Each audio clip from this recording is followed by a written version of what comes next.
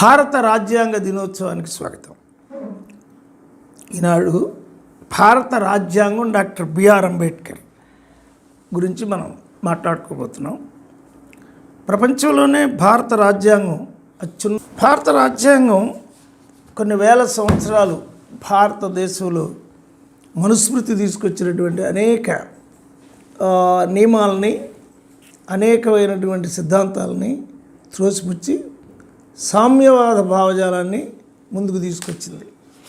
మనుస్మృతి ఏ భావాలనైతే సుమారు దగ్గర 2000 సంవత్సరాలు నిరాఘాటంగా అమలు జరిపిందో, వర్ణ వ్యవస్థ, కుల వ్యవస్థ, బ్రాహ్మణాధీత, క్షత్రియ ఆధిపత్యం, వైశ్య ధన సంపత్తి, ఇలా ఒక వర్ణ కుల ఆధిపత్య భావంతో భారతదేశాన్ని అనేక సామ్రాజ్య అధిపతులు నడపటానికి ఏ మనుస్మృతి కారణమైందో ఆ మనుస్మృతిని 1927 తారీఖు 1927 సంవత్సరం డిసెంబర్ 25వ తేదీన తగులుబెట్టిన సందర్భంగా ఆ మనుస్మృతికి ప్రత్యామ్నాయంగా ఆ మనుస్మృతిలో ఉండే వాటన్నిటినీ దగ్గర 100కు 100 నిరాకరిస్తూ నూతనమైన సమాజ రూపకల్పనకి డాక్టర్ బిఆర్ అంబేద్కర్ రాజ్యాంగంలో పునాదులేశారు.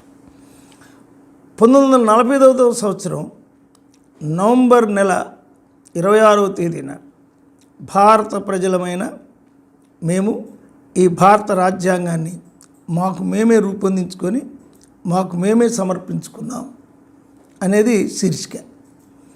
ఈ క్రమంలో భారత రాజ్యాంగాన్ని సర్వసత్తాక సామ్యవాద లౌకిక ప్రజాస్వామ్య గణతంత్రంగా ప్రకటిస్తున్నాం. Sovereign socialist secular democratic republic. అయితే ఇందులో సెక్యులర్ అనేది ఇందిరాగాంధీ కాలంలో సర్వసత్తాక సెక్యులర్ రెండు చేర్చబడినాయి. అది ఇప్పుడు టోటల్గా సావరిన్ సోషలిస్ట్ సెక్యులర్ డెమోక్రటిక్ రిపబ్లిక్గా మనం రూపొందాం. Sovereign socialist secular democratic republic అనడంలో ఒక సమగ్రత మనకు వచ్చింది. అయితే డాక్టర్ బిఆర్ అంబేద్కర్ సెక్యులర్ భావజాలంతోనే భారత రాజ్యాంగాన్ని నిర్మించారు. ఆ శీర్షిక తర్వాత వచ్చి చేరింది అంతే. తర్వాత ఇందిరాగాంధీ టైంలో చేర్చారు, కానీ ఆ స్వభావం, భారత రాజ్యాంగం స్వభావం సెక్యులర్. దీనిలో భారత రాజ్యాంగం దేశ ప్రజలకు ఈ క్రింది సౌలభ్యాలు కలిగించడం లక్ష్యంగా కలిగి ఉంటుంది. 1. సామాజిక, ఆర్థిక, రాజకీయ న్యాయం, justice, social, economic and political. అంతకుముందు మనకు సామాజిక, ఆర్థిక, రాజకీయ న్యాయం సమంగా లేదు. ముందు ఈ సామాజిక, ఆర్థిక, రాజకీయ న్యాయాన్ని ప్రకటించగలిగింది. అది ఎంతవరకు సాధించామన్నది మళ్ళీ మన క్రమంలో అది తేలుతుంది. ప్రకటించగలిగింది. అంతేకాకుండా ఆలోచన స్వేచ్ఛ, భావ ప్రకటన స్వేచ్ఛ, నమ్మకాన్ని, విశ్వాసాన్ని కలిగి ఉండే స్వేచ్ఛ భారత రాజ్యాంగం ప్రజలకు తీసుకొచ్చింది. Liberty of thought, expression, belief, faith and worship ఇవి తీసుకొచ్చింది. వీటి వల్ల భారత ప్రజలందరూ ఒకే రకమైన సమానమైనటువంటి స్వేచ్ఛను కలిగి ఉన్నారు అనేది ప్రకటించబడింది. ఇంకా సమాన హోదా, సమాన అవకాశాలు, equality of states and opportunities. స్టేట్స్కి, కేంద్రానికి ఇంటర్ రిలేషను, ఆపర్చునిటీసు తీసుకురాబడ్డాయి. ప్రజలందరిలో సమైక్యతాభావాన్ని, అఖండతాభావాన్ని, సోదరభావాన్ని, వ్యక్తి గౌరవాన్ని పెంపొందించడం. Fraternity, assuring the dignity of the individual and the unity and integrity of the nation. ఇది దగ్గర దగ్గర భారతదేశ సమగ్రతని, భారతదేశంలో ఈరోజు ఉన్న 136 కోట్ల మందికి ఒకే రకమైనటువంటి హక్కులు భారత రాజ్యాంగం ఇచ్చింది. అది ఎంతవరకు నెరవేరుతాయో మళ్ళీ తర్వాత చర్చ. భారత రాజ్యాంగ పరిషత్తులో డాక్టర్ బిఆర్ అంబేద్కర్తో పాటు చాలా ముఖ్యమైన వాళ్ళు ఉన్నారు.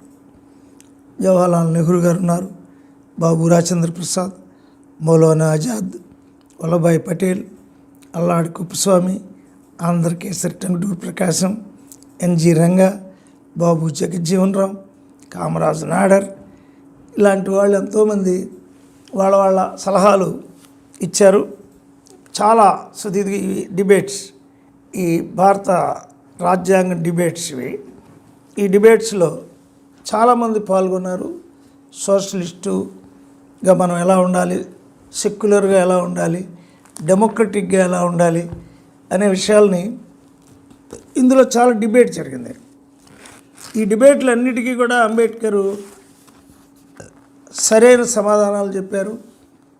ఈ భారతదేశాన్ని ప్రపంచంలో మనం నిలబెట్టాలంటే, మనం ఒక మహోన్నతమైన దేశంగా తీర్చిదిద్దాలంటే, భారతదేశ పౌరులందరికీ స్వేచ్ఛ, సమానత్వం, స్వాతంత్ర్యం తీసుకురావాలంటే ఏం చేయాలో ఆయన సుదీర్ఘంగా ఆయన ఇందులో ఉపన్యాసాలు చేస్తూ వెళ్ళారు. ఈ వాల్యూమ్స్ అన్నీ మనం చదివినట్లయితే ఆ డిబేట్స్లో ఉండేటువంటి సారం కూడా మనకి అర్థమవుతుంది. ఇకపోతే ఇది 1949లో సమర్పించిన, 1950లో మనం దీన్ని ముందుకు తెచ్చుకున్నాం. ఈ రాజ్యాంగంలో మహోన్నతమైనటువంటి విషయం ఏంటంటే, ఇది ముందు అందరికీ హక్కులు ఇచ్చింది. ఈ హక్కుల్ని ఈ హక్కుల వల్ల ఈ రోజున కులం యొక్క గ్రావిటీ అంటే ఒక అస్పృశ్యుడిని నిందిస్తే అది చట్ట ప్రకారం నేరం. అయితే ఆ చట్ట ప్రకారం నేరం అయింది ఎంతవరకు శిక్షించబడుతుంది అనేది ఒక విషయం అయితే, ముందు చట్ట ప్రకారం అతను నేరస్తుడు అనేది రాజ్యాంగం తెలుస్తుంది. అది పెద్ద విషయం. అస్పృశ్యత నివారణ చట్టం అనేది భారత రాజ్యాంగంలో ప్రపంచంలోనే అత్యున్నతమైనటువంటి చట్టం కింద మనం చెప్పుకోవచ్చు. అస్పృశ్యత నివారణ అంటే భారతదేశాన్ని దగ్గర 3000 సంవత్సరాలు అస్పృశ్యత పాటించారు. 7 లక్షల గ్రామాల్లో అనేక కులాల వాళ్ళు అస్పృశ్యులుగా జీవించారు. మరి ఆ అస్పృశ్యులుగా జీవించిన వారందరికీ ఆ ఒక్క వాక్యం విముక్తిని ప్రసాదించింది. అయితే ఆ విముక్తి 70 ఏళ్ల స్వాతంత్ర్యంలో ఇంకా నెరవేరలేదు. 70 ఏళ్ల స్వాతంత్ర్యంలో మరి వాళ్ళకి రావాల్సిన భూమి రాలేదు, రాజకీయ హక్కులు రాలేదు. రాజకీయ హక్కులు సాధించబడినవి కూడా మళ్ళీ పెద్ద పార్టీల పెద్ద నాయకుల యొక్క, ధనవంతుల యొక్క చేతుల్లోకి వెళ్తున్నాయి. ఇదంతా ఒక పక్క ఉన్నప్పటికి కూడా అస్పృశ్యత నివారణ చట్టం అస్పృశ్యుడిని నిందించిన వాడిని అతను నేరస్తుడిని చేస్తుంది. తర్వాత అక్రమ సంపాదన చేసిన వాడిని రాజ్యాంగం నేరస్తుడిని చేస్తుంది. తర్వాత రాజ్యాంగం మతం మారే హక్కుని కాదన్న వాడిని రాజ్యాంగం నేరస్తుడిని చేస్తుంది. స్త్రీల హక్కుల్ని కాలరాసిన, స్త్రీకి ఉండే స్వేచ్ఛను కాలరాసిన వాడిని నేరస్తుడిని చేస్తుంది. అయితే ఈ భారత రాజ్యాంగం దగ్గర 3000 సంవత్సరాల బానిసత్వాన్ని 70 ఏళ్లలో విముక్తి చేయడానికి రాజ్యాంగం పోరాడుతుంది. రాజ్యాంగ శక్తులు అంబేద్కరుని ప్రేమించేవాళ్ళు, అంబేద్కరు ఆలోచనల్ని గౌరవించేవాళ్ళు, మనుస్మృతికి, పరాశర స్మృతికి, యాజ్ఞవల్క్య స్మృతికి, నారద స్మృతికి, భారత భాగవతాల్లో ప్రతిపాదించిన వర్ణ వ్యవస్థకి, తర్వాత రామాయణ భారత భాగవతాల్లో శూద్ర శంభూకులు శూద్రుడైన శంభూకుడు తలదీసేశారు, చదవకూడదన్నారు. భారత రాజ్యాంగం వచ్చిన తర్వాత శూద్రులు చదువులో చాలా అత్యున్నతమైన దశకెళ్ళారు. అమెరికాలో ఇవాళ బలంగా ఉన్నారు. అయితే ఫలితాలు పొందిన వాళ్ళే భారత రాజ్యాంగానికి వ్యతిరేకంగా మాట్లాడుతున్నారు. అయితే ఈ రాజ్యాంగ వ్యతిరేకమైన భావజాలం ఉన్నటువంటి వాళ్ళు ఇంకా మనుస్మృతే ఉండాలి, వర్ణ వ్యవస్థే ఉండాలి, అందరికీ హక్కులు ఉండకూడదు, అస్పృశ్యత అనేటటువంటిది అది ఉంటేనే మంచిది, కూలీలు దొరకరు, తర్వాత రైతులు కూలీలు దొరకరు, వాళ్ళు విద్య చదువుకుంటే వాళ్ళు స్వేచ్ఛాజీవులైతే అనేటటువంటి భావజాలం, స్త్రీలు స్వేచ్ఛాజీవులైతే వాళ్ళు బయటకు వస్తే వాళ్ళ స్వేచ్ఛ వల్ల భారతదేశంలో ఉండే మత భావాలకి దెబ్బ తగులుతుంది. ఇటువంటి భావాలన్నీ భారత రాజ్యాంగానికి వ్యతిరేక భావాలకి ప్రచారం జరుగుతుంది. కానీ భారత రాజ్యాంగ ప్రతి భారతీయుడి చేతిలో ఉండాలి. ముఖ్యంగా ప్రతి విద్యావంతుడి చేతిలో భారత రాజకీయ ఉండాలి. ప్రతి విద్యావంతుడి చేతిలోనూ ఉండాలి. ఉంటే ముందు మనకి ఫండమెంటల్గా ఏంటి భారతదేశం చెబుతుంది, ఏమేమి హక్కులు ఉన్నాయి. ఇప్పుడు శ్రమశక్తిని దోపిడీ చేయరాదు అని అన్నాడు. రైట్ అగెనిస్ట్ ఎక్స్ప్లాయిటేషన్ అన్నాడు. అంటే ఇప్పుడు శ్రమశక్తిని దోపిడీ చేసే వాళ్ళకి ఈ చట్టం శ్రమశక్తిని దోపిడీ చేస్తున్నారు. ఈ చట్టం ఉన్నప్పటికి కూడా 10 గంటలు పని చేయించుకొని తక్కువ కూలి ఇస్తున్నారు. ఇంకా పేదవాళ్ళు ఇంకా కూల్ రేట్ల యొక్క నిర్ణయాన్ని పాటించట్లేదు. అయితే దాన్ని ఎదిరించడానికి మనకు ఒక చట్టం ఉంది. ఈ చట్టాన్ని పైనుంచి కిందకి కాపాడటం అనేది జరగదు. కింద వాళ్ళే భారతదేశంలో ప్రపంచంలో ఎక్కడైనా కింద వాళ్ళే చట్టాలు కాపాడుకోవాలి. అయితే ఈ చట్టాలన్నీ ఎవరి చేతుల్లో ఉన్నాయి? ఈ చట్టం అనేటటువంటిది ఎవరి చేతుల్లో ఉన్నాయి అనుకోకుండా ఎవరికి రాజ్యం వస్తే వారి చేతుల్లోనే ఉన్నాయి. అందుకని ఇప్పుడు అధికరణం 17 అంటరానితనం నిషేధించబడింది. అంటరానితనాన్ని ఏ రూపంలోనూ ఆచరించకూడదు.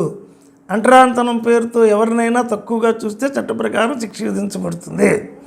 అంటే ఈ అంటరానితనం అనే భావాన్ని అగ్రవర్ణాలుగా చెప్పబడుతూ రాజ్యాంగంలో ఉండే హక్కుల ద్వారా సంపదను పెంచుకొని రాజ్యాంగంలో ఉండే హక్కు ద్వారా గుడుల నుంచి విముక్తై సాఫ్ట్వేర్లోకి వెళ్ళి ఇతర దేశ రంగాల్లోకి వెళ్ళి హైకోర్టు సుప్రీంకోర్టు లాయర్లుగా ఉన్నటువంటి బ్రాహ్మణులు ఈ చట్టాన్ని ప్రచారం చేయాలి. మనం ఆక్యుపేషన్ మారాం, మనకు మారే హక్కు వచ్చింది. మోతీలాల్ నెహ్రూ దీనికోసం కృషి చేశాడు. ఆయన ఇంగ్లీష్ చదువుకున్నాడు, సంస్కృతమే చదువుకోవాలనే దశ నుంచి మారాం. రాజా రామ్మోహన్ రాయలు సముద్రం దాటకూడదు అనే దాన్ని ఉల్లంఘించి సముద్రం దాటేళ్ళి చదువుకొని వచ్చాడు. దానివల్ల ఏమైంది? మనం చట్టాన్ని దాటాం, మనం చట్టాన్ని ఉపయోగించుకున్నాం, మనం హక్కులు అనుభవిస్తున్నాం. మనం కేవలం పౌరోహిత్యం కాకుండా మనం గవర్నర్లు అయ్యాం, మనం పద్మవిభూషణలు అయ్యాం, మనం పద్మశ్రీలు అయ్యాం, మనం అమెరికాలో సాఫ్ట్వేర్లో ప్రధాన రంగంలో ఉన్నాం, మనం విద్యా వ్యవస్థలో ప్రధాన రంగంలో ఉన్నాం. కాబట్టి మనకి ఇన్ని వచ్చినాయి. వాళ్ళకి వచ్చింది ఏంటి? అస్పృశ్యత వద్దు, మమ్మల్ని కూడా మనుషులుగా చూడండి అని ఒక చట్టం వచ్చింది. మనిషిగా చూడబడిన తర్వాత అతనికి విద్యా హక్కు వస్తుంది, అతను విద్య చదువుకుంటాడు. అతనికి విద్య చదువుకున్నారు, ఎక్కువ మంది లాయర్లు అయ్యారు, జడ్జీలు అయ్యారు. మరి రామస్వామి గారు లాంటి సుప్రీంకోర్టు జడ్జి అయ్యాడు ఆయన. డాక్టర్ బిఆర్ అంబేద్కర్ హైకోర్టు సుప్రీంకోర్టులో గొప్ప అడ్వకేట్ అయ్యాడు ఆయన. మరి ఎవరైనా ఇప్పుడు చిదంబరం గారు వైశ్యుడు, మరి ఆయన సుప్రీంకోర్టులో గొప్ప అడ్వకేట్ ఎలా అయ్యాడు? ఆ వృత్తి నుంచి బయటకు వచ్చాడు. ఆయన ఎడ్యుకేషన్ మినిస్టర్, ఆయన ఎకనామిక్స్లో మనకు మినిస్టర్ ఎలా చేశాడు, ఆర్థిక శాఖ మినిస్టర్ ఎలా చేశాడు, మరి హార్డ్వర్డ్లో ఎలా చదివాడు, భారతదేశంలోని ఒక వైశ్యుడు హార్డ్వర్డ్లో ఎలా చదివాడు, ఇవన్నీ మనం అర్థం చేసుకోవాలి. అంటే నువ్వు ఆక్యుపేషన్ని మారే హక్కు నీకు రాజ్యాంగం ఇచ్చినట్టే కిందవాడికి కూడా ఆ హక్కుని ఇవ్వాలి. ఇప్పుడు ఒక బీసీ ఉన్నాడు, బీసీ వాడికి మరి ఇవాళ స్కాలర్షిప్ ఇస్తున్నాం, వాళ్ళకి మనం పొలం ఇవ్వలే, మనం వృత్తి పరికరాలు ఇవ్వలే, లేదు వృత్తులు నాశనం అవ్వకుండా మనం చూడలే. ఈ సరళీకరణలో మరి మనం మనం ఏం చేసాం, వృత్తులు నాశనం అయిపోయినాయి. ఒక ప్లాస్టిక్ వచ్చి బోల్డ్ వృత్తులు నాశనం చేసింది.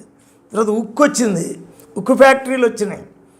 వచ్చిన తర్వాత ఎంతో ఇనుము వచ్చేసింది. ఆ ఇనుము వచ్చిన తర్వాత కన్స్ట్రక్షన్ వచ్చేసింది. కానీ మనం కన్స్ట్రక్షన్లో ఉన్నాం, వాడు ఇంకా గుడిసెలో ఉన్నాడు. వాడికి ఇంక ఇల్లు కట్టలే. 70 ఏళ్ళ తర్వాత కూడా నువ్వు 7 అంతస్తుల మేడలో ఉండొచ్చు, 14 అంతస్తుల మేడలో ఉండి నీకు బాంబేలో ఇంకా స్లమ్ ఏరియాస్ ఉన్నప్పుడు అంబానీ ఆలోచించాలా, లేదు ఇంకొకళ్ళు ఆలోచించాలి. ధనవంతులు ఎందుకు ఇట్ట పెరిగిపోతున్నారు?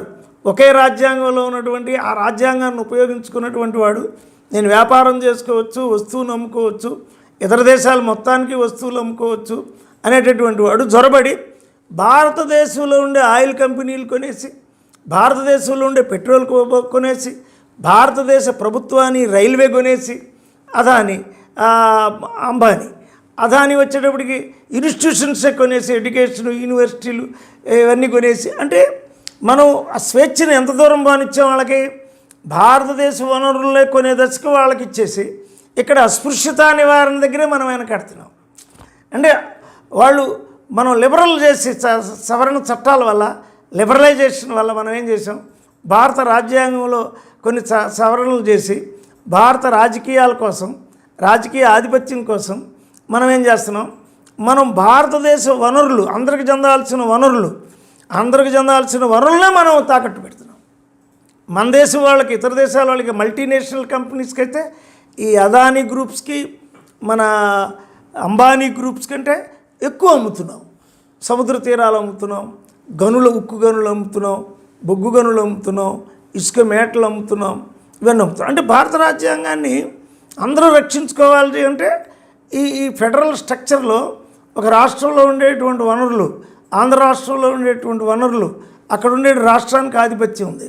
అయితే కేంద్రం ఏం చేస్తుంది, రాష్ట్రం మీద పెత్తనం చేస్తూ ఈ సముద్ర తీరం 960 కిలోమీటర్ల సముద్ర తీరంలో వనరుల్ని గుత్తాధిపత్యంతో స్వాయత్తం చేసుకోవాలని చూస్తుంది. మరి విశాఖపట్నంలో జరిగిన ఇన్సిడెంట్లో మరి కొరియా నుంచి వచ్చినటువంటి ఒక ఫ్యాక్టరీ విషవాయువుల వల్ల వదలటం వల్ల మనవాళ్ళు చనిపోయారు. అంటే ఈ రాజ్యాంగంలో ఉండే సర్వసత్తాక సార్వభౌమ అని మనం ముందు చదువుకున్నది ఏదైతే అది పై అగ్రవర్ణాలు దెబ్బతీస్తున్నాయి. అంటే వాళ్ళ స్వార్థం కోసం దెబ్బతీస్తున్నాయి, కిందవాడేవాడు దెబ్బతీలే. ఇంతవరకు అస్పృశ్యత నివారణ చట్టమే మనం 7 లక్షల గ్రామాల్లో దగ్గర 3 లక్షల గ్రామాలకే మనం అమలు జరిపాం. అంటే 4 లక్షల గ్రామాలు ఇంకా సెమీ అస్పృశ్యతలో ఉన్నాయి. హోటల్లో గ్లాసులు పెట్టడం, విద్యాలయాల్లోకి పూర్తిగా రానివ్వకపోవడం, మధ్యాహ్న భోజనంలో అన్నం వండినందుకు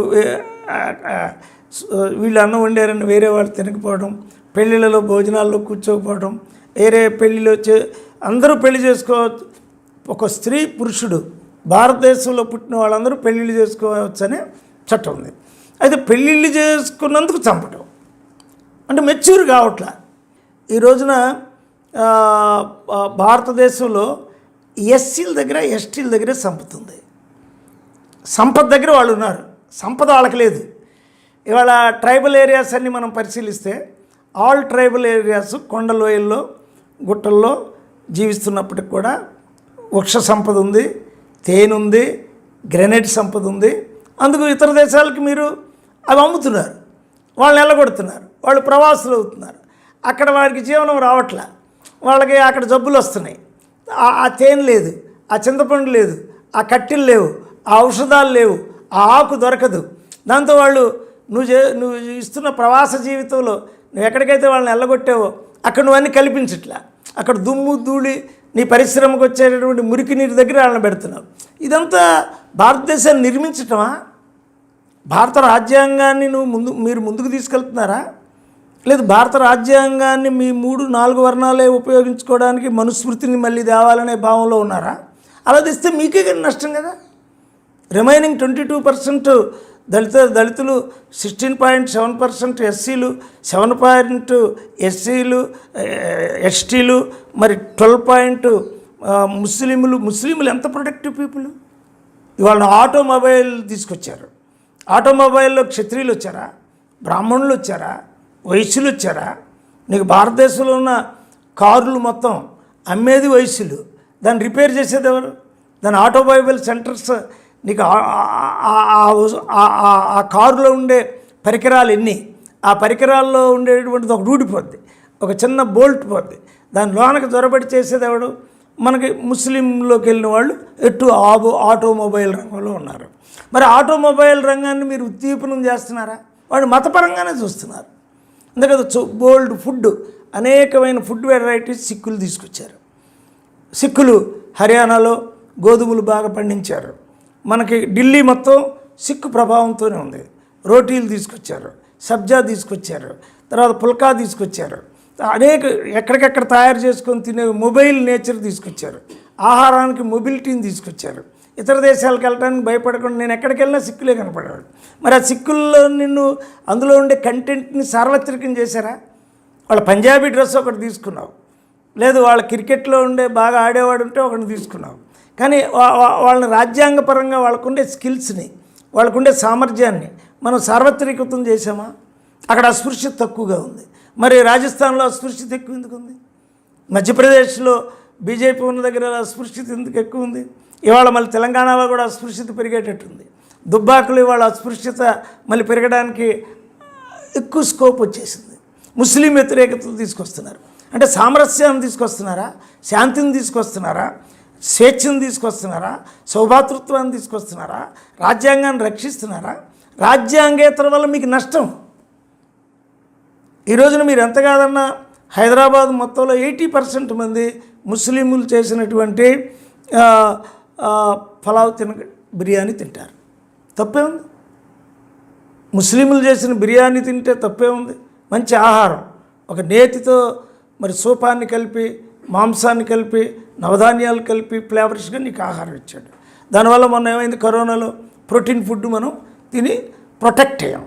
అలాగే మన ఎస్టీలు నత్తలు, చేపలు, రొయ్యలు, ఎస్సీ ఎస్టీలు మరి మాంసము అన్నీ మీకు ప్రొటెక్టెడ్ ఏరియా తీసుకొచ్చారు. మరి ముఖ్యంగా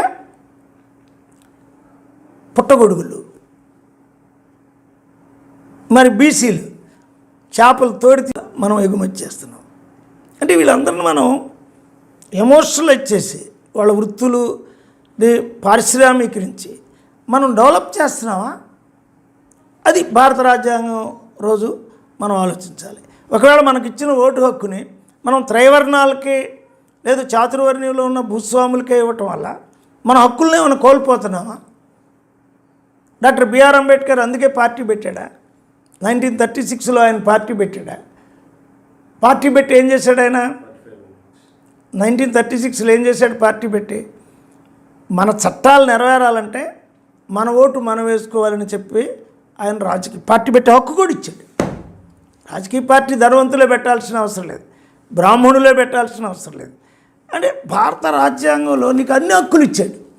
అయితే ఈ కింద జాతులు పోరాటాన్ని మర్చిపోయారా? లేదా మెస్ప్రిజంలో పడిపోతున్నారా? మత ప్రచారంలో పడిపోయి మేము దీపావళి చేసుకోవచ్చు, మేము నరకాసురుడు అచ్చిని పొగడొచ్చు అని హిందూవైజ్ అవుతున్నారా? లేక పెట్టుబడిదారీ సామ్రాజ్యవాద భావజాలాలకు లొంగిపోతున్నారా? లేదు అస్పృశ్యత అనే అస్పృశ్యతను వాడు ఆచరిస్తుంటే ఆ అస్పృశ్యత అనే మత్తులో ఎంజాయ్ చేస్తున్నారా? లేదా అస్పృశ్యత అనే దానివల్ల వాడు పట్టణాలకు వచ్చి విద్య నేరకుండా కేవలం వాడు ఇచ్చే డబ్బుకి వాళ్ళు ఇచ్చేటటువంటి తాయిలాలకి అలవాటు పడుతున్నారా? భారత రాజ్యాంగం అనేటటువంటిది నీకు ఇచ్చిన హక్కుల్ని కోల్పోయినట్లయితే, నీ చేతికి ఇచ్చిన ఓటు హక్కును నువ్వు అమ్ముకున్నట్లయితే, నీకు నీ విద్యా హక్కుతో నీ పిల్లల్ని నువ్వు చదివించకపోయినట్లయితే, ఆ విద్యా హక్కు ద్వారా వచ్చినటువంటి ఆ మధ్యాహ్న భోజనం కావచ్చు, విద్యా హక్కు ద్వారా వచ్చినటువంటి ఆ స్కూల్ కావచ్చు, నువ్వు పంపకపోయినట్లయితే నీ పిల్లోడిని మళ్ళీ బానిసగా చేర్చి వాడిని కాగితాలు ఏరుకునేవాడిగా చేసి చిన్న చిన్న హోటళ్ళలో పెట్టి వాడు కోరీలో రాళ్ళు ఎత్తేవాడిగా పెట్టి వాడిని బాల్యంలోనే వాడిని పనిలో పెట్టి విద్య లేకుండా చేసి మెయిన్ స్ట్రీమ్ సమాజంలోకి వాడిని రాకుండా చేసి ఇవాళ బాంబేలో ఎంతమంది ఇవాళ బాల కార్మికులు ఇవాళ హోటల్లో పనిచేస్తున్నారు. మరి ముఖ్యంగా మద్రాసులో నేను చదువుకునే రోజు రీసెర్చ్ చేసే రోజుల్లో చూసేవాడిని. చిన్న చిన్న పిల్లల చేత అంట్లు దోవించడం కానీ ఆ పిల్లలు ఎంత దుర్భరంగా పెరిగేవాళ్ళు మనం చూసేవాళ్ళం. అంటే వీటన్నిటి ద్వారా నువ్వు ఈ కింద జాతులు వాటి హక్కుల్ని భారత రాజ్యాంగం మనది. భారత రాజ్యాంగాన్ని తీసుకొచ్చిన వాడు డాక్టర్ బిఆర్ అంబేద్కర్ ప్రధానుడు. చాలామంది ఉండొచ్చు, వాళ్ళు ఇన్పుట్స్ ఇవ్వచ్చు, చాలామంది చర్చల్లో పాల్గొనవచ్చు, కానీ దాన్ని నిర్మించిన వాడు అంటే ఈ ఎంతో అధ్యయనంతో మరి ఆయన లండన్ వెళ్ళి మరి లండన్ స్కూల్ ఆఫ్ ఎకనామిక్స్ చదవడం వల్ల భారతదేశంలో ఉన్న భూమిని జాతీయం చేయాలి, పరిశ్రమలను జాతీయం చేయాలి, భారతదేశంలో ఉన్న సంపద జాతీయం అవుతూ వెళ్ళినప్పుడు మాత్రమే భారతదేశంలో ఉండే బడుగు వర్గాలకు అవి అందుతాయి. భారతదేశంలో ఉండేటువంటి భూములు, పరిశ్రమలు, భారతదేశంలో ఉండే వనరులు, భారతదేశంలో హ్యూమన్ రిసోర్స్ అంతా కానీ పెట్టుబడిదారి సామ్రాజ్యవాద శక్తులకు, మల్టీనేషనల్ కంపెనీలకు, కార్పొరేట్ కంపెనీలకు అవి స్వాయత్తం అయ్యే కొద్దీ వీడి పని లేకుండా పోతాడు, వీడి హక్కులు కాలరాయబడతాయి, వీడికి అన్నం లేకుండా పోతుంది, ఆకలి చావులు వస్తాయి, ఆకలి చావులు కరువు వస్తుంది. ఈ కరువులో పిడికిడి అన్నం పెట్టి బతికించడం వల్ల మనిషికి యాక్టివిటీ ఉండదు, కేవలం వాడు బానిసగానే బతుకుతాడు. కాబట్టి ఇటు బానిసగా బతికేవాడిని కాకుండా ఒక యాక్టివ్ పర్సన్గా సోషలిస్ట్ సమాజాన్ని రూపొందాలని డాక్టర్ బిఆర్ అంబేద్కర్ చెప్పిన దాన్ని కింద కులాల వాళ్ళు రాజకీయంగా, సామాజికంగా, ఆర్థికంగా అర్థం చేసుకుంటున్నారా? ఈ అస్పృశ్య జాతుల్లో చదువుకున్న వాళ్ళు అందరూ రాజ్యాంగ ప్రతిని ప్రతి గ్రామంలో పంచాల్సిన అవసరం లేదా? ఈరోజున మోడీ గారు, జగన్ గారు భారత రాజ్యాంగ ప్రతిని మనం ప్రతి గ్రామానికి అందించాలి, అగ్రకులాలకి అందరికీ రాజ్యాంగం మీద ఒక అవగాహన కల్పించే సదస్సులు ఒక వారం పాటు నిర్వహించాలి అనే పని ఎందుకు తీసుకోలేదు? అసలు ఆ బాధ్యత ఎవరిది? ఆయన హక్కులు ఇచ్చాడు. ఈ హక్కుల్లో రిజర్వేషన్ పొందిన వాళ్ళు ఇవాళ లక్షల మంది మన వాళ్ళు ఉద్యోగులు ఏర్పడ్డారు. మరి ఈ ఉద్యోగులు వాళ్ళు ఒక middle class, above middle class వాళ్ళుగా ఏర్పడి ఒక గ్రూప్గా ఏర్పడుతున్నారా? లేదు ఈ మిడిల్ క్లాస్గా ఉన్నవాళ్ళు అగ్రకులాలతో పోటీపడి సంపద పోగు చేసుకోవాలనుకుంటున్నారా? లేక ఇంకా అణగారినటువంటి తమ గ్రామాలకు రాజ్యాంగ సూత్రాలను తీసుకెళ్లాలనే పనిలో ఉన్నారా? కరపత్రాలు వేస్తున్నారా? వాల్బోట్లు రాస్తున్నారా? సమావేశాలు పెడుతున్నారా? రాజ్యాంగ హక్కుల కోసం ఆ ఊరిలో ఉన్న అస్పృశ్యతను ఎదిరించే ఒక డిటర్మినేషన్ తీసుకొస్తున్నారా? ఆత్మగౌరవ స్వరాన్ని వినిపిస్తున్నారా? పెరియార్ రామస్వామి లాగా, అంబేద్కర్ లాగా మరి రాజ్యాంగ ప్రతిని నెరవేర్చుకునే ఒక దినం ఎవరు చేయాలి? ఈ రోజున దళిత, బహుజన, మైనారిటీ వర్గాలది ప్రధాన బాధ్యత. ముస్లింలు, సిక్కులు, క్రైస్తవులు అందరూ రాజ్యాంగ శక్తులు. రాజ్యాంగ హక్కులు ఇంకా నెరవేరినటువంటి వాళ్ళు రాజ్యాంగ హక్కులను ఉపయోగించుకొని అవినీతి పరులై రాజ్యాన్ని స్వాయత్తం చేసుకొని రాజ్యాన్ని ఇతర దేశాలకు తాకట్టు పెట్టేటటువంటి శక్తులు ఒక పక్క బలపడుతుంటే, రాజ్యాంగ హక్కులు భారతదేశ సంపదంతా ఇతర దేశాలకు తరలి వెళ్తుంటే, భారతదేశ సంపదలో నువ్వు భాగస్వామివై నీ చుట్టూ భూమి ఉన్న భూమిలో నీకు ఒక అరెకరం రాకపోతే, నువ్వు గేదెలు పెంచడానికి కూడా అనర్హుణ్ణి చేస్తే, నీ పిల్లవాడు చదువుకోవడమే కాకుండా ఉద్యోగాలు ఇవ్వకపోతుంటే, బ్యాక్లాగ్ పోస్టులు దగ్గర లక్షల్లో భారతదేశంలో ఉంటే, అసలు ప్రభుత్వ ఉద్యోగం అనేది నోటిఫికేషన్ లేకుండా చేయాలని చూస్తే, రైల్వే ఉద్యోగాలన్నీ పోతుంటే, టెలిఫోన్ శాఖలన్నీ కూడా ఇవాళ మల్టీనేషనల్ కంపెనీలకు అమ్మేస్తుంటే, టెలిఫోన్ శాఖలు అమ్మేసి విఆర్లు ఇచ్చి వాళ్ళని రోడ్డున పడేస్తూ ఉంటే, ఆ రోజున 4th క్లాస్ ఎంప్లాయీలుగా మరి బాబు జగజ్జీవన్ రామ్ కానీ మరి ముఖ్యంగా పాస్వాన్ గారు కానీ రైల్వేలో చేర్చిన వాళ్ళందరూ ఇవాళ అభద్రతలో ఉంటే, టెలిఫోన్స్లో ఉన్న వాళ్ళు అభద్రతలో ఉంటే, ఈ రోజున గ్యాస్ నిక్షేపాలని ఓఎన్జీసీలో ఉన్న వాళ్ళందరూ అభద్రతలో ఉంటే, జాతీయ స్థాయిలో ఉండే మల్టీనేషనల్ వ్యవస్థ కంపెనీలు వచ్చి భారతదేశ జాతీయ సంపదలన్నింటినీ, జాతీయ వృత్తి కేంద్రాలన్నింటినీ ధ్వంసం చేస్తుంటే, భారత రాజ్యాంగ దినం రోజున ఉద్యోగాలు పోతున్న వాళ్ళు, ఆర్టీసీలు ప్రైవేటీకరణలు చెందుతుంటే ఉద్యోగాలు పోతున్న వాళ్ళందరూ కూడా, ఉద్యోగాలు రావాల్సిన అందరూ కూడా విద్యా వ్యవస్థ ప్రైవేటీకరణ చెంది ఒక మెడికల్ సీటు 15 లక్షలు, 18 లక్షలు, 50 లక్షలు అని చెప్పి గవర్నమెంటే అది నిర్ణయిస్తూ ఉంటే, ఈ దశలో భారత రాజ్యాంగాన్ని రక్షించుకోవాల్సిన వాళ్ళు ఎవరు? మనమే. ఎస్సీ, ఎస్టీ, బీసీ, మైనారిటీలు, మరి ముఖ్యంగా అగ్రకులాల్లో ఉన్న లౌకికవాదులు, మార్క్సిస్టులు, సామ్యవాదులు, సోషలిస్టువాదులు, కమ్యూనిస్టులు చాలా కాలం భారత రాజ్యాంగం అసంపూర్ణం అనుకున్నారు. కానీ భారత రాజ్యాంగంలోనే సోషలిజం ఇమిడి ఉందని వాళ్ళు తెలుసుకోవాలి. అలాగే ఆర్ఎస్ఎస్, బీజేపీ, విశ్వ హిందూ పరిషత్తులు భారత రాజ్యాంగంలో వీళ్ళకి ఎక్కువ హక్కులు ఉన్నాయి, మనకి లేవు అనుకుంటున్నారు. కానీ భారత రాజ్యాంగం వల్లే మీరందరూ మత స్వేచ్ఛను కలిగి ఉన్నారు. అంతేకాదు ఇతరులకు కూడా మత స్వేచ్ఛను ఇవ్వాలని మాత్రమే మీరు తెలుసుకోవాల్సిన అవసరం ఉంది. భారత రాజ్యాంగం వల్లే మీ ఆర్థిక సంపద, సామాజిక సంపద, మాట్లాడే శక్తి మీకు పెరిగింది, రాజ్యాధికారానికి కూడా మీరు వచ్చారు. అలాగే ఇతరులు కూడా అలాంటి అన్ని శక్తులు కూడా రావాలని మీరు పాజిటివ్గా ఆలోచించాలి. ఇలా రావాల్సిన హక్కుల కోసం పోరాడాల్సిన వాళ్ళు మరియు హక్కుల్ని కొల్లగొట్టాల్సి అనుకున్న వాళ్ళు ఈ భారత రాజ్యాంగం దినం రోజున మనందరం రిలైజ్ కావాల్సిన అవసరం ఉంది.